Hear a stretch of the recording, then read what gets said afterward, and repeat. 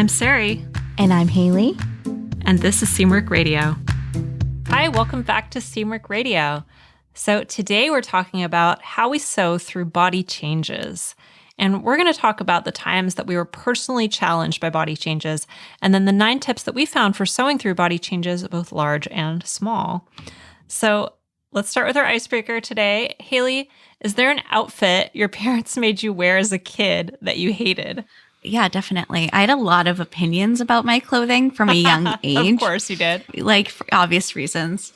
But the one thing that stands out to me the most is that my mom was always trying to get me to wear turtlenecks and put turtlenecks like under everything, like underneath the Halloween costume. You gotta wear a turtleneck, and just like all the time. And I always felt like she was just like killing my vibe. I hated it. I hated turtlenecks. And it took me, I like them now, but I feel like it took me a really long time to like circle back to liking them, because I just have like such a strong negative knee-jerk reaction to them. That's so funny because you grew up in the desert. Yeah, I grew up in the middle of the desert in California. And I run hot. I'm always hot. And my mom's like trying to like get me to wear some like turtleneck under my like Raggedy Ann costume. And she's like, but the sun's going to go down and it's going to be cold. I'm like, it's going to be 75. Chill. I'm like, chill. Oh, just trying to protect little Haley. I know. And she grew up on the East Coast, so she knows what like real cold is. She probably just thought her like, she's like, oh, my soft desert child is going to freeze in the 70-degree weather. I don't remember like an everyday outfit that I hated, but I have this memory of, we did this photo session when I was a kid. It was like, I would guess 1989, 1990, somewhere around there, judging by my age and the resulting photos. My grandmother, I think she still has this up in her house at like huge portrait size that was done with me, my brother and my sister and my cousins, my mom's sister's kids. There were quite a few of us. There were probably, 8 of us or something. And we all had to wear these matching velvet gowns with white starched collars. So and almost all of us have bowl cuts also. So we all have bowl cuts, and we're all wearing these like little Dutch boy outfits. And I have memories of that day and how miserable it was. Also hot, and we all had to be still, which, children are not too keen on being still for long periods of time. And it was really itchy. Like, it's like, so everybody was like complaining, and my brother was crying. You can see in the picture that his eyes are red as he was crying. And the photographer was trying to distract us with bubbles. And it was just a hot mess. But I remember that outfit mostly because every time I go over to my grandmother's house, it's like they're larger than life on her wall. This like strange photo of all these children wearing these velvet gowns with white collars, white like lacy starched collars, and bowl cuts. The bowl cut's my favorite detail, probably. And it wasn't just that you had a bowl cut; it was that there was many bowl cuts. Yes, we all had bowl cuts. So funny. I'll see if I can dig up that picture. It's hilarious. I had a bowl cut for quite a long time, and I always wanted long hair. When I was a little girl, I was kind of a girly girl when I was little, and I wanted to wear like pretty dresses and have long hair, and my mom was having none of it. So I was never allowed to have long hair when I was little either. And then I was like, when I grow up, I'm going to have long hair. And then I grew up and I was like, no, that's too much work, man.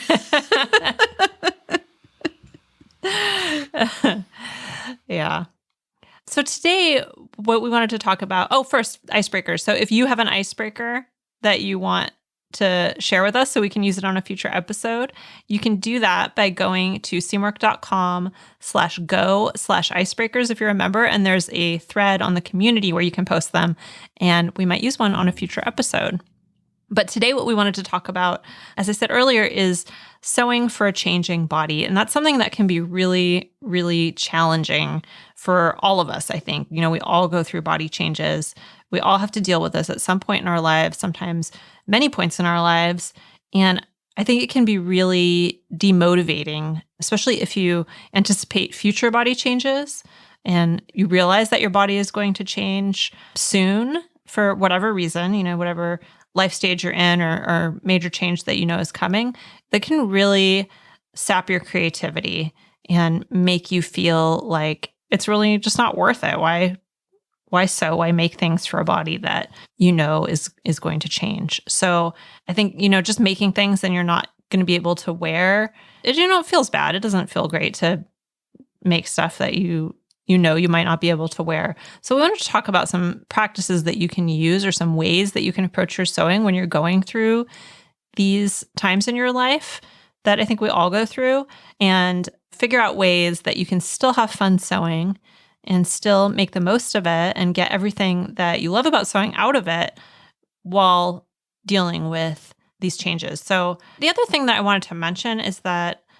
I think the other reason that this can be difficult when it comes to sewing is that, you know, sewing is a very body-centric activity. You know, it puts a lot of attention on your body and what your body looks like and what it measures at and what it feels like. And so that can be really hard if you're having trouble processing whatever changes you're going through. And changes of any kind can be difficult to deal with. I think changes related to your body can be especially difficult to deal with.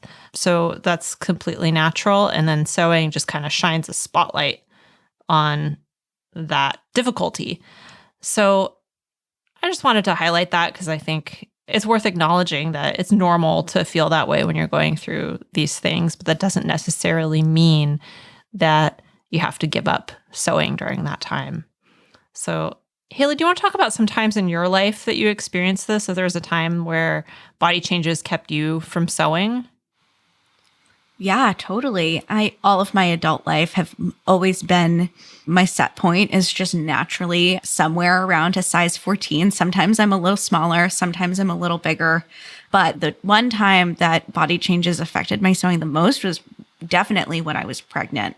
I probably sewed, I don't know, maybe like 5 or 6 things my entire pregnancy, which for me over like a 10-month period is not very much sewing. And all of the things that I made were just, not all of them, but a handful of the things felt really like uninspired. Sewing felt like a chore and something that I didn't really want to do during that time because I was so frustrated by the idea of like making something that didn't have a lot of longevity and just seemed kind of like boring to me. Mm-hmm. Yeah. And I think probably about halfway through my pregnancy, which happened to be in the summer, I got like a little bit more creative with it and started making things that worked for me during my pregnancy. And those are things that I still wear today that are in regular rotation in my wardrobe. So you did find a way kind of around that feeling. Yeah, I figured it out eventually, but I just kind of adopted like a little bit of a defeatist attitude early on. I was like, why bother? There's no point. And then I missed it. So I came up with some workarounds, which I think we'll talk a little bit about later. But it's definitely draining. And also just like, I don't know. It can be challenging sometimes to see your body change. And I try to practice body neutrality. And for my like own mental health, I find it easiest to like not focus on my body during those times. And when you're sewing for yourself, you have to look at your body under a microscope to really like figure out how to get things to fit and how to make things work as best as possible. So sometimes, honestly, sewing can be not so great for my mental health during those times, but I figured out some workarounds to make it fun still. Yeah. That's good. I think this sounds like a normal cycle of kind of in the beginning feeling maybe this isn't worth it. I don't want to do this. And then figuring it out as you kind of progress along until you get to a place where you're able to enjoy both, you know? Yeah, totally. What about you, Sarai? Yeah, I have definitely have had some times where my weight has fluctuated a lot. My body has changed a lot. I went through a period when I was like late teens, early 20s. My weight fluctuated a lot, like quite a lot. I gained and lost a lot of weight due to a number of factors. And there were some mental health struggles that went along with that were both cause and effect, I think. So that I think really impeded my ability or desire to be creative at all. And it's a little hard to pull apart those things, which really caused that because, when you're depressed, then you generally don't want to do much of anything. So there was that. But then eventually, this was kind of earlier on in my sewing journey, you might say. And I eventually began to sew more and more. And I think that really helped me to develop a more positive relationship with my body and more body acceptance than I'd ever had before. Because if you can approach sewing in the right way, it really teaches you how to look at your body in a more realistic and objective way rather than a judgmental way. That's not something that is necessarily true, but I think if you take the right mindset to it, then it can be. So I think, like you, Haley, I kind of went through a period where I didn't want to do anything related to sewing or anything else. And then over time, found sewing to actually be a practice that helped me to get more in tune with my body and more accepting of it. So it's kind of interesting. It's an interesting issue because the body and the mind they're so interconnected, and it's really hard to pull apart the things that make you have that kind of motivation to do a craft like sewing. And if it's something that's going on mentally, if it's something that's going on physically, it's all related. And I think something that's hard too is not just I'm going to have to, be very intimate with my body and, really take a hard look at that data so that I can sew clothing for myself. But it also can feel kind of like wasteful if you're going to be making things that you feel like, oh, I'm not going to be able to wear this in 6 months from now, and then going to have to get rid of it eventually. How do you feel about getting rid of your me-made garments? Do you get rid of things that no longer fit, or do you hold on to them? I'm going to guess that you're probably in the same boat as me. I'm pretty good about getting rid of things that don't fit me. I don't tend to hold on to them. I don't think it's really worth it. And for me personally, just from a mental health perspective, I don't like the idea of holding on to something, especially if it's something that I think, oh, well, maybe my body will change and I'll fit into that again. And that can create all kinds of weird thought patterns and kind of interrupt that body acceptance and body neutrality that we're talking about. 'Cause then you're starting to have this desire to fit into this thing again. So that's one reason. And then I just don't like having a lot of stuff I'm not using around. So I'm pretty good about getting rid of things. What about you? Yeah. Yeah. I'm pretty brutal with getting rid of stuff. If I can't fit it into it, if it doesn't serve me, then there's someone else who can find more joy. I'll sell it. I'll give it away. I don't need it in my life. On a rare occasion, if I feel like if it's in my natural, 10-pound set point, it might go away into a box I have under my bed where I keep the more of my someday maybe clothes. But I'm not in the business of keeping things that are one or two sizes too big or too small. No. Yeah. Oh, no. That's a good point. Because, my body does fluctuate too, within 10 pounds or so. And I'm talking about the stuff that's pretty far from where I am in either direction. Yeah, totally. That's the only time I've had regrets where I'm I got rid of this one vintage shirt comes to mind. It was a button-up sleeveless shirt, gingham, and it was a linen fabric, really, really cute.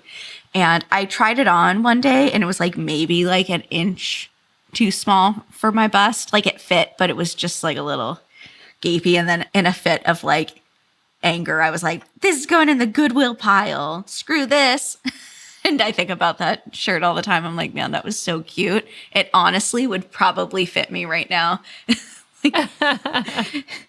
Huge regrets. So What are some tips that have helped you to sew through body changes, Haley?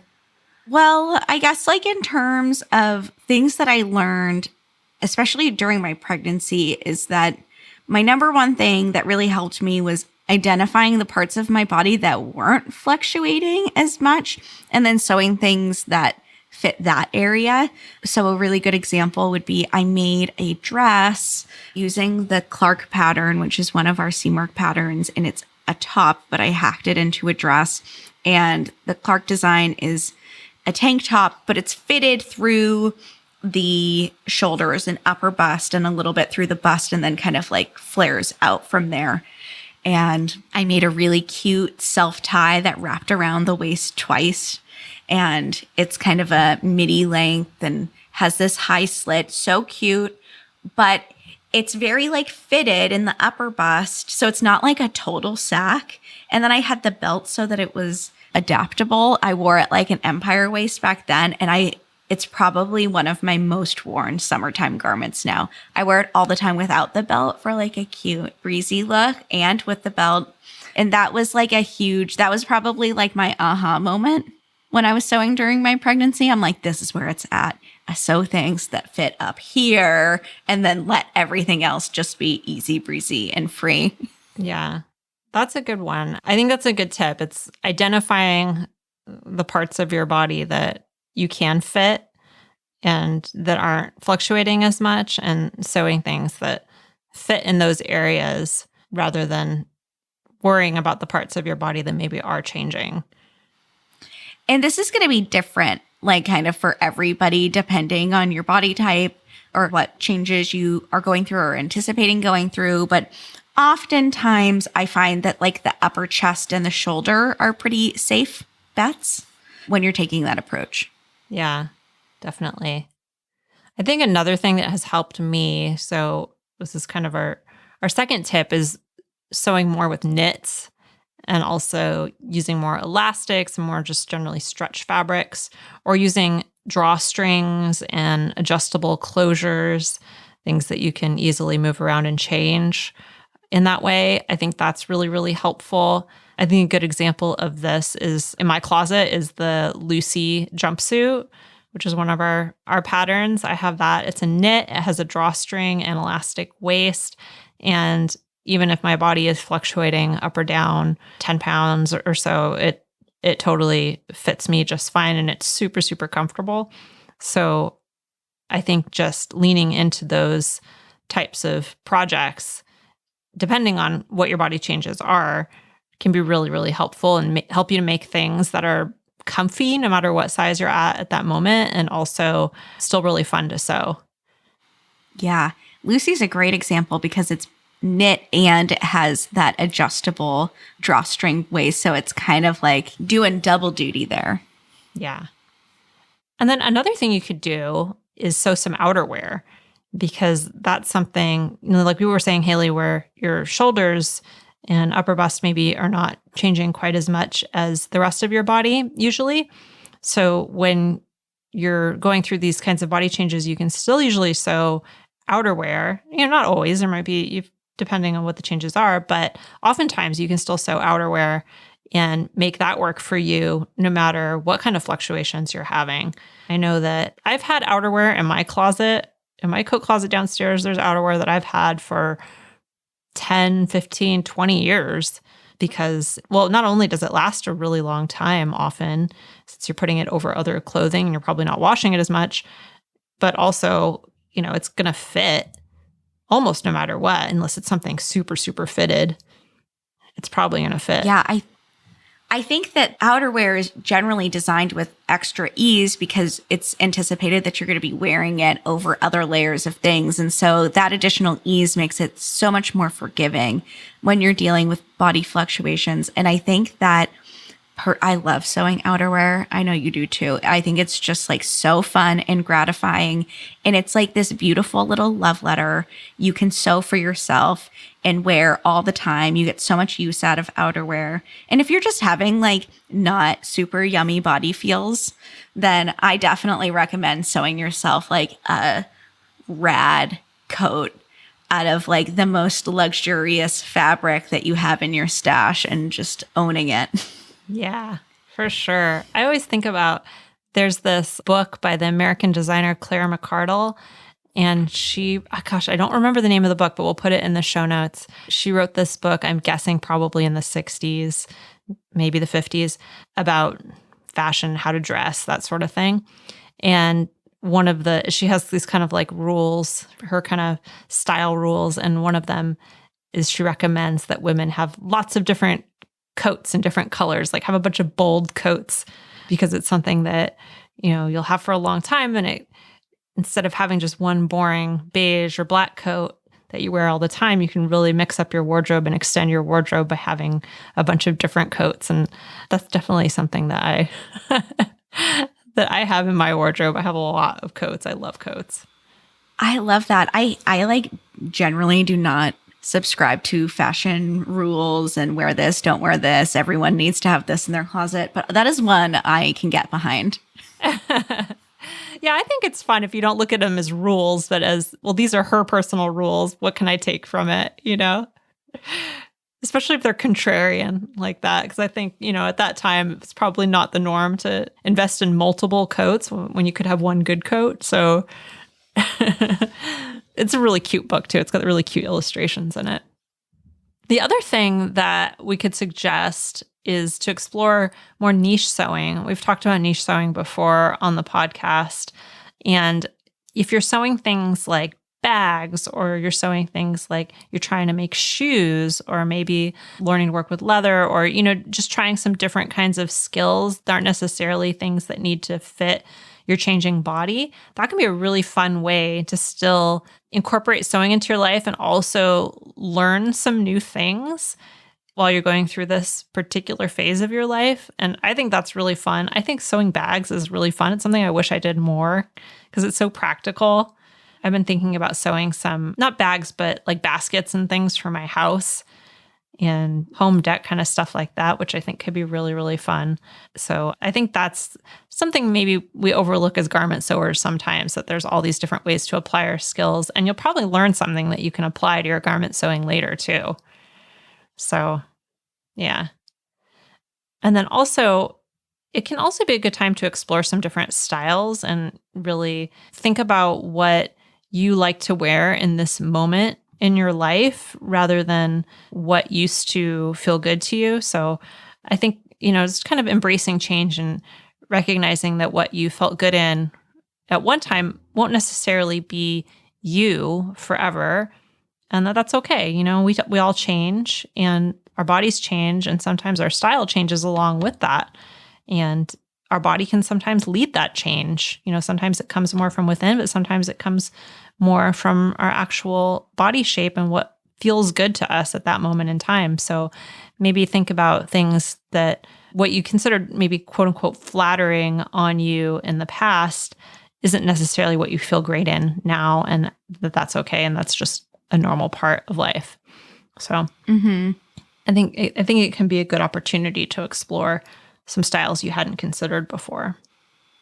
Yeah, totally. I think that I really do not like the whole idea of flattering and unflattering. I think that it's so limiting in the things that we dress our bodies in. And I try to focus more on what feels good and what doesn't feel good. And I find that to be so much more of a productive, less body-centric way to think about things. Just like a little mind trick that I play on myself that kind of helps. Speaking of me not believing in flattering and unflattering, I think that you should just go and sew some sacks. I think that a beautiful sack is highly underrated. And I'm going to tell you why. I have reasons. I think that big, voluminous garments are such a great place to focus on fabric. And you get to play with prints and colors and fibers. And the focus is really on the garment and not on the body. And I think that can be very liberating.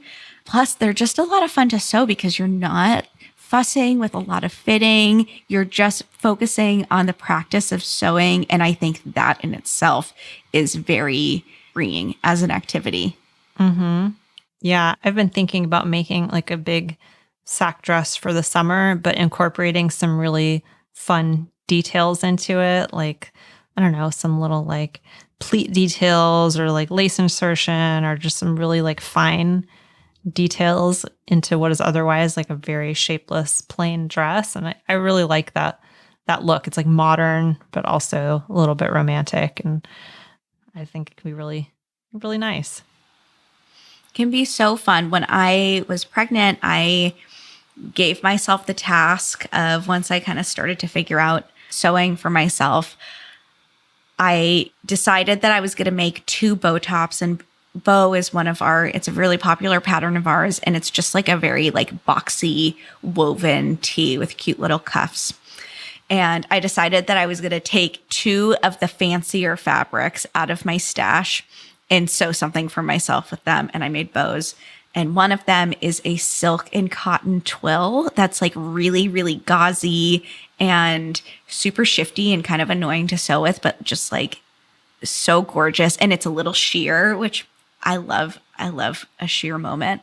And then the other one was this really great rayon crepe, which I absolutely love as well. And I think that I wear those 2 bow tops all the time still.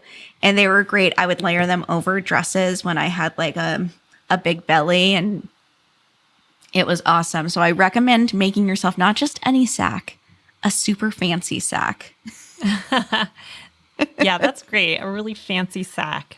And then if you do want a little bit more shape, you can always make a little like tie belt or something for it. And if you want to define your waist or define an empire waist, if you're pregnant or kind of don't feel comfortable showing your waist as much, then you can use a tie belt to still give you a little bit of shape. And that's something that's really, really flexible. Or you could leave it off some days, use it some days.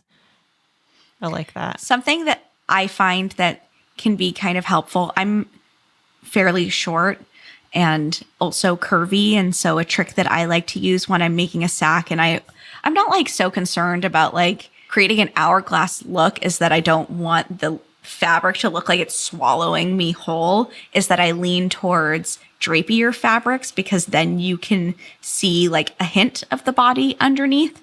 That's more of a trick so that it doesn't look like my clothes are wearing me more. I like to wear my clothes. So that can be another little trick, to lean into those little drapier or even a little sheer fabric, just to show like, a little something. You don't want to hide beneath your clothes necessarily. I don't know. You do you. Whatever feels good to your body. Our next tip is to find pieces in your closet that you feel really good in. I think that this is like a really good practice that I do from time to time when I'm feeling like, even just like the fashion icks. I go into my closet and I just start trying things on, and I'll take pictures of myself, little selfies in the mirror, and kind of look back on like, how does that make me feel? How do I feel about the look of it? Does it align with who I feel like in this moment in time? And I think that that's like a really good practice. And then you can identify the things you like and try and emulate that in your me-made garments. Yeah, I think it's a good thing to do no matter what. It's really helpful I think it helps to surface things in your closet that maybe that you hadn't worn in a while and you've forgotten about too. One of the things I've been trying to do is, if I wear an outfit one day that I really like, I'm working from home these days. I also, have a lot of outdoor work that I do. And, I don't want to put as much effort into my outfits as I maybe did when I was going to an office every day. So one thing I've been doing is, if I do put on an outfit that really works, it's like really functional, feels comfortable, I feel good in it, I look good in it, I'll take a picture and just keep it in a folder on my phone so that I can remember that one in the future. And I don't have to make as many decisions. I do the same thing, Sari. I do the exact same thing. Yeah, I totally look at when I'm having those days where I'm like, nothing feels good. I don't know what to wear. I don't have anything. I look at my little folder and I have like a bunch of cute little outfits in there. Mm-hmm. It's a good way to use things that maybe, like if there's something that I don't wear that often and then I wear it one day, I'm like, oh, this is really cute and comfortable. And if I wear it with this thing, I really like the way it looks. And it's a way for me to remind myself that it exists, it doesn't get buried in my closet. Totally. It's a good like practice for identifying like things that make you feel good in your body, but also things that are just vibing with your style in that moment in time. It's 10 out of 10, recommend. That kind of leads me to my next tip, which is normalize looking at your body. Don't avoid looking at yourself. I think a lot of us can identify with this. I know I can. There's times in my life where I didn't want to be in pictures for whatever reason. I didn't take pictures of myself. I didn't like look at myself in the mirror as much. And I think that there's kind of a fine line of like having a more passive existence with your body, which I think can be healthy and fine from time to time.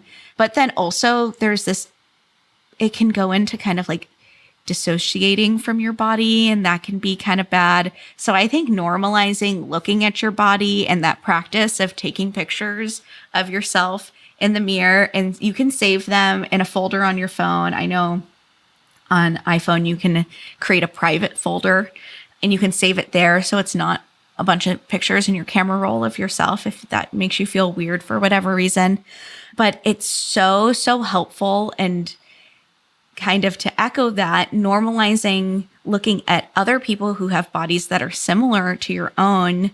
I love following people who have similar body types to me or similar measurements to me because I get so many like ideas when I see them wearing something cute. I'm like, oh my God, they look so cute in that. I bet I would look super cute in that too. And it just like, it feels sometimes easier to be complimentary or kind to another person's body than it is to be those things to your own. And I think that the more you're surrounding yourself with kind of the data, the evidence that you are hot and you are a babe, and there are so many things that you can wear that you're going to look and feel really good in, the better you're going to feel. And while you're at it, maybe unfollow some people that maybe don't give you such good feelings. Yeah. I think one of the things that really helped me on my path to being more accepting and loving towards my body when I was younger is recognizing that there are all these different types of beauty. There isn't just one type of beauty that we need to aspire to. And looking at images of people that don't fit in with these normalized standards of what either the fashion industry or magazines or whatever were promoting at that time, but who still to me exuded something really special, and recognizing that that could be done in so many different ways and so many different people are beautiful in their own special, unique way, and recognizing that in different types of people, I think was really, really helpful to me in coming to terms with any kind of body shame that I was dealing with. And I think no matter what you're going through in terms of your feelings with your body or changes in your body, that can be just that appreciation of diversity can be really impactful on you personally. So I'm all for that tip.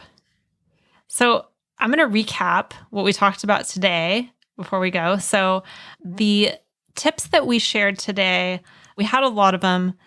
The first one was to identify some parts of your body that maybe aren't fluctuating as much when you're going through body changes, and sewing things that fit well in those areas rather than just sewing shapeless things unless you want to.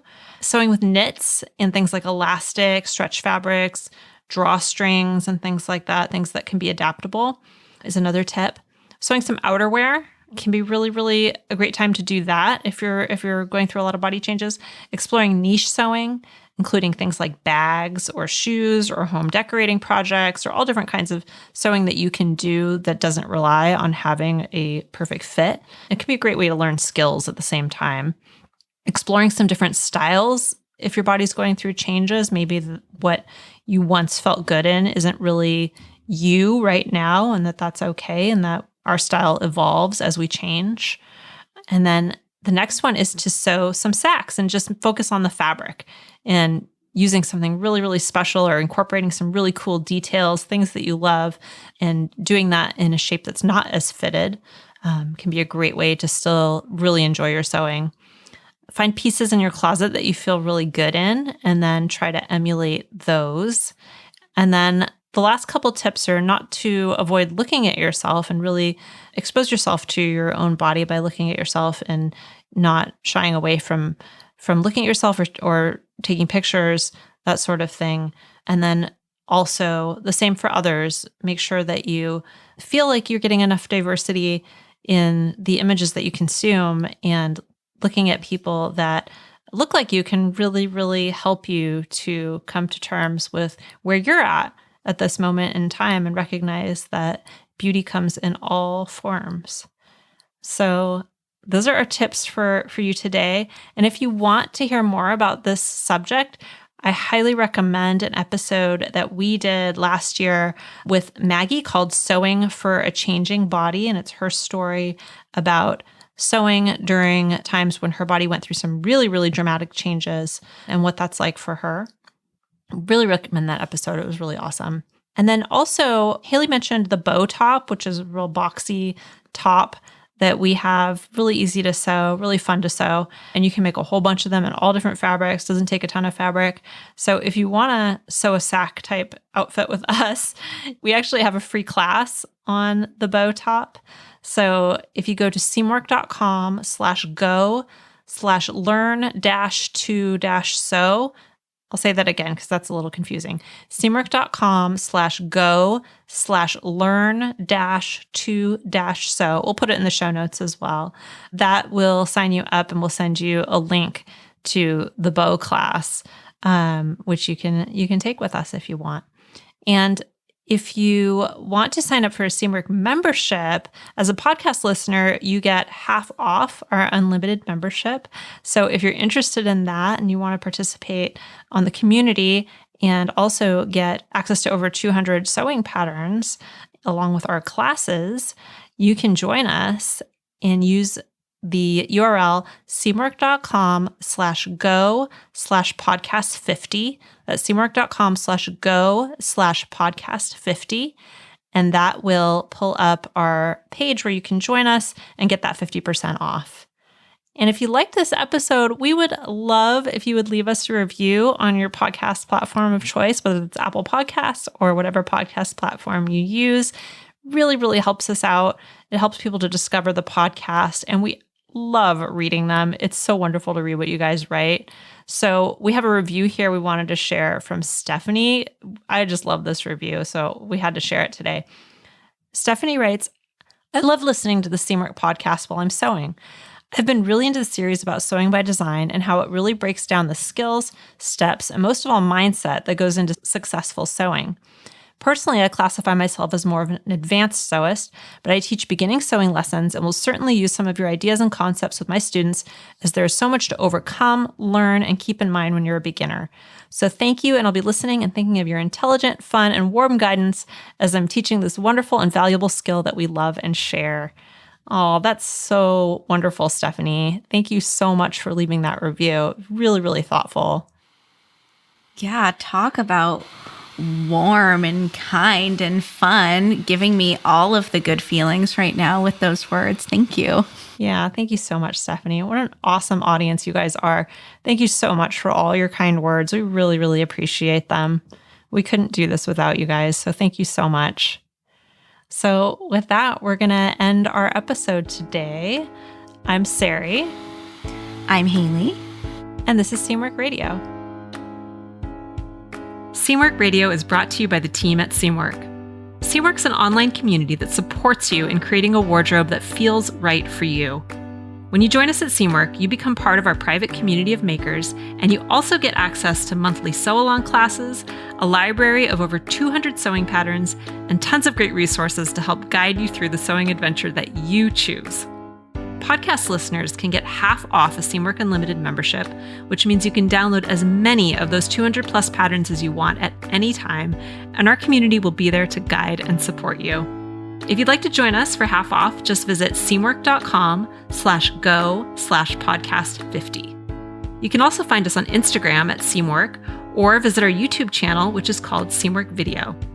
We love hearing from you, so let us know if there's a topic or a personal story that you'd like us to cover. Thanks for listening to Seamwork Radio.